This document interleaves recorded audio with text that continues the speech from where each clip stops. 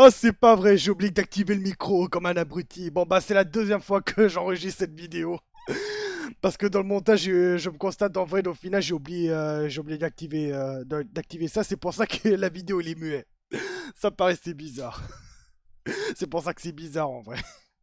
Bon, allez, cette fois c'est activé, j'espère que c'est bon. On se retrouve aujourd'hui pour le débrief du Grand Prix du Canada. Victoire de Kimi Antonelli.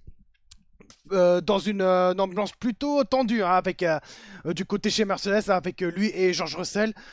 Commençons tout d'abord par une course sprint qui est marquée bah, justement par ces tensions hein, entre ces deux pilotes de Merco, puisque George Russell il est bien parti pour remporter cette course, sauf qu'Antonelli il tente de dépasser à l'extérieur au virage 1, mais George Russell tente de défendre, mais Antonelli a dû sortir un peu trop vite et donc a dû couper le virage. Et Antonelli, on l'a vu, a passablement énervé, puisqu'il y a quand même un petit soupçon de manœuvre de George Russell qui, à mon sens, c'est pas vraiment illégitime. Hein. C'est juste un simple fait de jeu, quoi, en vrai. C'est juste c'est une course en vrai. C'est juste une course. Et Antonelli qui se plaint, qui a été énervé, qui réclame la pénalité à son coéquipier. Personnellement, je trouve ça complètement inutile. Et du coup, il y a Peter Bonington qui calme Antonelli. Puis, visiblement, Antonelli était encore une fois énervé. Et puis, c'est Toto Wolff qui décide de calmer le jeu. Oui, comme c'est pas. Oui, il faut attendre jusqu'à Toto Wolff pour qu'il dise de se calmer. Et même à la fin de la course, il est quand même un petit peu. Qui est quand même assez frustré.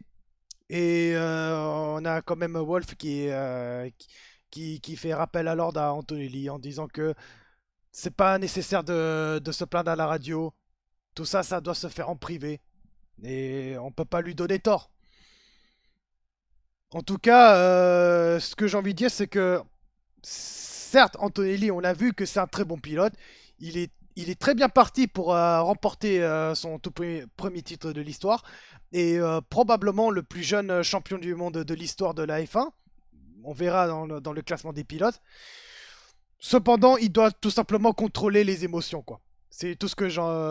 Voilà, en vrai, c'est un peu ça, quoi. Parce que, bon, on retient surtout Antonelli qui est plutôt calme, et qui est plutôt sage, qui est assez naturel. Mais là, on voit que, bah, niveau de pression, bah, il a du mal à gérer. Et encore, c'est juste là. En vrai, c'est quand même la première fois que Antonelli se confronte à ce genre de situation, vraiment. Sachant qu'il est en tête. Donc, il y a quand même un petit championnat en jeu. Sachant aussi que c'est juste une course sprint. Donc, en vrai, qu'est-ce que ça change? Pas grand-chose, même si peut-être ça joue à un point. Parce que oui, un seul petit point peut jouer un rôle très important. Je trouve que c'est pas nécessaire de faire ça. Surtout, on est qu'à la cinquième manche du championnat sur les 22 prévus. Et oui, faut juste Antonelli doit gérer les émotions. C'est juste ça. Et c'est un peu dommage quand même qu'il s'enrage un petit peu sur ce coup-là. Mais bon, apparemment, on a vu un dimanche plus calme, hein, un peu plus détendu. Et franchement, tant mieux pour lui.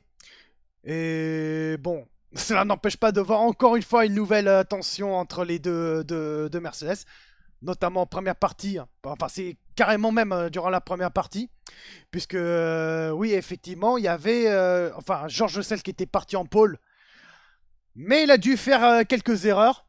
Trois erreurs même, si je me retiens bien. Les deux premières erreurs, bah, bah, bah, les deux premières erreurs, il a failli coûter la place de leader. Puis la troisième erreur, bah, ça, cette fois, c'est Antonelli qui a saisi sa chance et qui prend la tête pendant peut-être un ou deux tours, je sais plus exactement combien. Et jusqu'à ce que George Russell récupère la place de leader. J'ai même l'impression que celui qui est devant, bah, c'est celui qui a du mal. Pour moi, c'est une sensation après la course. En fait, celui qui est devant, c'est celui qui subit une grosse pression et c'est celui qui a le plus de mal. Bon, après, je pense que c'est peut-être dû au fait de réglementation, j'en sais rien. Parce que même du côté de duel entre Hamilton et Verstappen, Hamilton parvient à dépasser Verstappen pour prendre la deuxième place, bah, elle a du mal à créer l'écart avec Max. Donc je me demande même si c'est la voiture de derrière qui est plus performante que celui devant, quoi. J'ai envie de dire, c'est un peu limite de Mario Kart, quoi. Bon, après, ça joue aussi avec le mode overtake, avec tout ce qui est réglementation, les ailerons actives, etc. Donc ouais, ça joue aussi quand même un joli rôle, quoi. Puis arrive à la deuxième partie de la course du côté chez Mercedes. Et là, qu'est-ce qui s'est passé? George Russell a dû abandonner suite aux problèmes mécaniques. Je dirais même plus aux problèmes de moteur. C'est vraiment dommage pour lui. Pourtant, il a bien tenu la tête face à Antonelli. Il était leader avant qu'il soit abandonné. Mais malheureusement, c'est son moteur qui avait rendu l'âme. En tout cas, d'après ce que je pense. Et on a vu George Russell qui s'enrage, hein, au moment où il sort de sa voiture. Et du coup, ça laisse un grand boulevard à Antonelli. Et donc, terminer sa course et donc remporter cette course du dimanche de ce Grand Prix du Canada. Et ouais, ça lui inflige littéralement 25-0, hein, pour Antonelli. Et face à Russell, quoi. C'est franchement chaud entre Antonelli et Russell. Et oui, on peut comprendre la frustration parce que voir 25-0, ça fait quand même très mal pour lui. Bah, on peut voir que, bon, on verra pour plus tard, mais Antonelli, il s'échappe littéralement lors du classement du championnat, quoi. Donc oui, comme j'avais dit, Hamilton qui termine deuxième devant Max Verstappen, pardon. Franchement, ça fait plaisir à voir. Et ça fait surtout plaisir de voir quand même un beau duel entre Hamilton et Verstappen. Enfin, c'est un petit duel même, j'ai envie de dire. Il y avait une possibilité pour Hamilton plus tôt dans la course. Malheureusement, il a commis une petite faute. Il a dû sortir un peu de la piste. Et donc, ça laisse respirer à Max Verstappen pendant un très bon moment. Puis après, c'est quand même bien rattrapé. Et là, cette fois, ça y est, c'est bon. Il a réussi à dépasser Max Verstappen pour prendre la deuxième place, qui est son meilleur résultat depuis qu'il est chez Ferrari. Et franchement, tant mieux pour lui. Ça fera calmer les ardeurs de ce pilote et aussi auprès des journalistes qui pensent que Hamilton vivra sa dernière saison chez Ferrari, soit prétextant qu'il est frustré et tout ça. Mais là, non. Le résultat du Grand Prix Canada fait dire que c'est faux. Enfin, en tout cas, pour un bon moment. Mais il n'y a pas que Lewis Hamilton qui subit un petit peu qui subit un petit peu ce genre de rumeurs. C'est également le cas pour Esteban Ocon. Esteban Ocon, 14e du classement à l'issue de cette course, où il a clairement démenti les informations en annonçant où apparemment As aurait finalement scellé le sort de Ocon dès la fin de la saison, pour la fin de la saison. Puis il y a Ocon puis Komatsu qui est team principal qui vient, qui dément, mais sec, hein, mais vraiment sec. Que ce soit Ocon et même surtout Komatsu, hein, qui était très cru, hein, lors de ses déclarations. Mais en vrai, bon, on en parlera ça lors de ma prochaine vidéo où j'en parlerai les cinq premiers Grands Prix. Parce que ça reste quand même un sujet quand même assez intéressant à parler. Mais ouais, 14e place pour Ocon, bah, c'est un peu l'inverse de Lewis Hamilton. Bah, ça n'efface hélas pas les performances actuelles du français du côté de chez As. Surtout que tu as Oliver Berman, qui encore une fois, malgré qu'il soit à peu près dans la même situation que Esteban Ocon, parvient à terminer dans le top 10. Et donc un point supplémentaire pour l'écurie As, quoi. Donc en vrai, ça n'efface pas réellement, quoi. Alors, juste pour revenir un petit peu du côté de Red Bull et Ferrari, parce que j'avais parlé de Hamilton et Verstappen, mais on va pas oublier aussi de la course de Charles Leclerc et Isaac Hadjar, où aussi c'était quand même tendu, hein, surtout, enfin, notamment au moment où Isaac Hadjar tente de défendre à Charles Leclerc, sauf que la manœuvre, si vous voyez bien l'image, était très dangereux, et résultat 10 secondes de pénalité pour Isaac Hadjar. Heureusement sans conséquence, puisque Colapinto, qui est classé 6ème, il est quand même bien loin de Isaac Hadjar, donc en quarantaine de secondes. Donc finalement, ça lui laisse tranquille de purger sa pénalité. Enfin, 10 secondes qui est même un stop and go aussi, si je me trompe pas même, pour le français. Et puis Charles Leclerc, bah, il manque de peu hein, de s'accrocher à Isaac Hadjar. Bah, elle a pu finalement dépasser un ou deux, quelques tours plus tard même au pilote français. Et donc choper la quatrième place. Cependant, cela n'empêche pas Isaac Hadjar de finir, de terminer dans le meilleur résultat depuis qu'il est chez Red Bull. En tout cas, cinquième place pour Isaac Hadjar, c'est quand même un bon résultat. Et son meilleur classement, son meilleur résultat depuis, bah, comme j'ai répété une nouvelle fois, depuis qu'il est chez Red Bull. Sinon, on peut noter quand même une belle performance des Alpines, hein, parce que Colapito, encore une fois, il termine devant Pierre Gasly, donc une belle performance pour l'Argentin avec sa sixième place. Je demande même si c'est le meilleur résultat pour l'Argentin.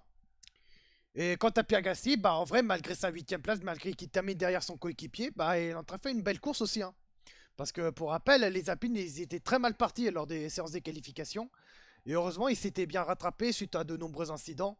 Et cela permet à l'écurie Alpine de marquer encore de belles points. Et tant mieux pour l'écurie française. Enfin, encore une fois, je me demande si c'est vraiment une écurie française, quoi. Même limite. Sinon, on peut noter quand même une belle course de Liam Lawson. Bon, après Liam Lawson, qui est quand même parti au milieu de la grille, donc je pense il était quand même, il a fait quand même son job, quoi. Donc, en terminant septième. Sinon, on peut noter surtout une belle performance de Carlos Sainz et Oli Berman, 9e et 10e respectivement. Malgré la voiture, surtout les Williams, hein, qui est clairement absent hein, lors des séances des qualifications. Heureusement qu'ils se sont rattrapés, enfin, heureusement qu'ils sont parvenus à grappiller quelques points supplémentaires. 2 points pour Williams et 1 point pour le Haas, notamment grâce à Oliver Berman. Cependant, on va parler le grand perdant. Le grand perdant des autres que McLaren avec 0 pointé. 0 pointé à cause de l'abandon de Lando Norris. Bien qu'il prenne un très bon départ, on en parlera juste après, bien qu'il prenne un très bon départ, puis il se fasse rattraper par les leaders. Malgré sa remontée pour changer les pneus, il est obligé, il est contraint d'abandonner suite au problème encore une fois mécanique. Enfin, encore une fois. Enfin, je voulais mettre un peu après comme George Russell. Sauf que en vrai, c'est plus la boîte de vitesse, d'après ce que j'ai entendu, qui a rendu l'âme à la voiture de Lando Norris. Dommage pour lui, il aurait pu remonter dans le classement, peut-être terminer 6ème, 5ème, voire même peut-être potentiel jouer pour le podium face à Hamilton et Verstappen. Mais bon, on peut pas imaginer un tel scénario. Mais par contre, pour Oscar Piastri, c'est vraiment un Grand Prix catastrophique, quoi. Enfin, c'est une course catastrophique. C'est surtout pour au jour d'aujourd'hui. Parce que non seulement Oscar Piastri a dû payer cash par les erreurs, par l'erreur stratégique de McLaren. Parce que oui, McLaren, en pensant qu'il va pleuvoir au début de la course, il avait décidé de faire un gros pari, de lancer les deux voitures en pneus intermédiaires. Ça n'a pas marché. C'est d'ailleurs pour ça que Lando Norris a dû prendre un très bon départ et donc prend la tête. Je me demande si c'est vraiment le cas. Mais malheureusement, vous le savez, hein, entre pneus intermédiaires et pneus secs, aucune chance pour Lando Norris et Oscar Piastri. Résultat, les deux sont condamnés à s'arrêter au stand. Et c'est même pareil pour les autres écuries qui chaussent les pneus intermédiaires, au passage. Bah, ces pilotes-là, ils sont obligés de s'arrêter au début de la course pour mettre les pneus secs. Et pour revenir sur Oscar Piastri, bah évidemment, comme j'avais dit, hein, c'est course à oublier pour l'Australien. Parce qu'en plus de ça, tu as quand même la bêtise au virage épingle, au virage numéro 10, où Piastri, on sait pas trop pourquoi, il décide jeter un corps perdu et malheureusement toucher le poton, la voiture, le poton droit d'Alexander Albon qui a dû abandonner à cause de ça. Et oui, parce qu'en touchant le poton, bah, ça signifie abandon puisque le poton, ça s'est en partie arraché et du coup impossible de finir la course pour Alexander Albon. Donc c'est dommage pour lui. Et pour Oscar Piastri, bah, qui est tenu responsable, bah, 10 secondes de pénalité. Il prend 10 secondes de pénalité, c'est vraiment bête. Je trouve que c'est quand même assez bête, quoi. Je trouve que cette manœuvre n'est pas nécessaire, quoi. Je comprends pas vraiment pourquoi ils ont pourquoi Oscar Piastri fasse ce genre de manœuvre. C'était limite une bêtise, quoi. Limite une bêtise. Alors avant de parler le classement des pilotes des constructeurs, je veux revenir vite fait sur le départ du Grand Prix du Canada. Parce que vous savez, hein, il y avait malheureusement Arvin Lindblad qui a dû caler sa voiture. Et malheureusement, résultat, bah, on refait le tour de formation. Sauf que c'est là où on commence à un problème. La voiture n'a pas pu évacuer à temps. Les commissaires qui sont là logiquement pour aider à dégager la voiture. Sauf qu'il y a un problème, c'est que les voitures, ils étaient déjà là sur la grille de départ. Ils ont déjà bouclé un tour et on voit encore des commissaires. Et on voit encore des commissaires qui dégagent encore la voiture d'Arvin Blad et en plus en pleine grille, quoi. Et je dirais même presque à la fin de la grille. Je comprends pas. Je comprends pas ce que font les commissaires. Je comprends pas pourquoi on met pas limite un drapeau rouge, quoi. Parce que ça, ce que j'ai vu les images, c'est quand même très dangereux, quoi. Parce qu'il y a quand même des pilotes qui est plutôt imprudent. Je pense surtout les jeunes pilotes. Bah, avec un mauvais réflexe, il aurait pu écraser quelques commissaires. Et là, ça aurait pu terminer de façon dramatique, quoi, en fait. Je comprends vraiment pas pourquoi pourquoi on réagit, pourquoi on réagit pas et mettre un drapeau rouge, ce qui me semble plus raisonnable. Je sais pas, je sais pas. Mais bon, dans tous les cas, il y a une conséquence. On refait le tour de formation et donc on ampute pas un, mais deux tours littéralement. Mais ce genre de situation, je veux plus vraiment voir ça, quoi. Ouais. Dire que Jean Todt avait vanté que la sécurité reste très important, très important, reste primordial pour, enfin, pas seulement en Formule 1, mais aussi dans toutes les compétitions automobiles. Mais là, j'ai l'impression que depuis le départ de Jean Todt, tout est un peu reparti en vrille, quoi. J'espère qu'ils vont retenir.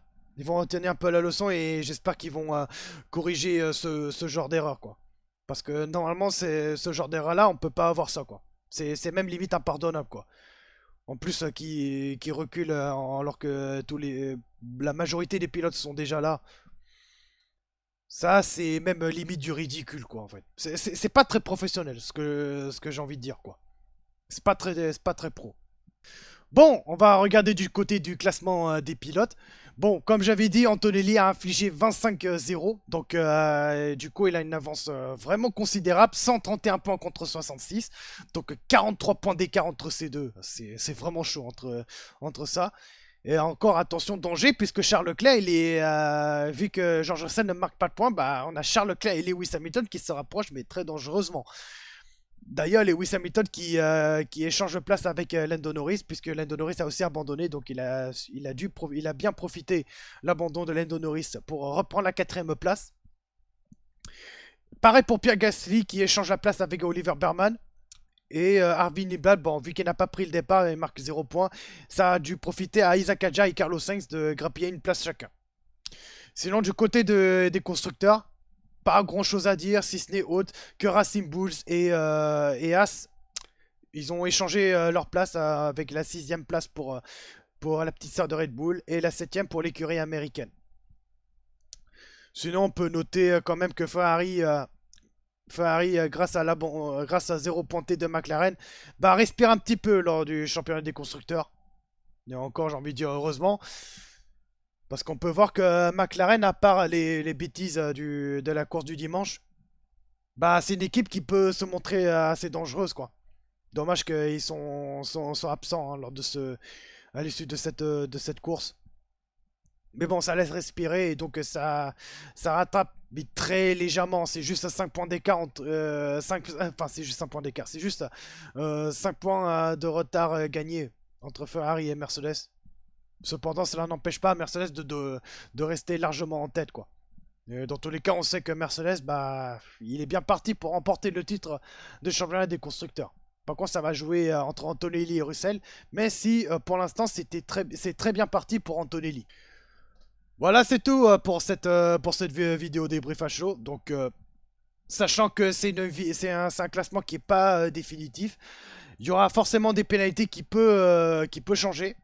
Je pense notamment à Liam Lawson qui termine 7ème, qui peut-être va recevoir une pénalité à l'heure où je parle, ou à l'heure où je monte cette vidéo.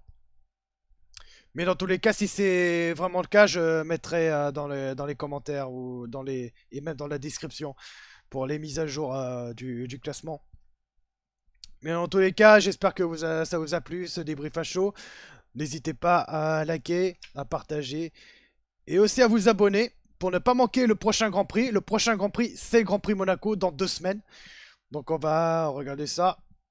Et bon, c'est pas forcément un Grand Prix le plus passionnant de tous, hein, ça c'est clair et net. C'est surtout les séances des qualifications qui va être très important sur ce tracé de Monégasque. De toute façon, vous connaissez, hein, vous connaissez tout. Je pense que on est tous à peu près, enfin, entre guillemets à peu près, parce que bon, il y a quand même des gens qui va qui va beaucoup trop loin même hein, sur Monaco. Je vais pas dire plus, parce qu'on n'est pas là pour ça. On attendra dans 2 semaines à pied ferme pour voir qu'est-ce que ça donne.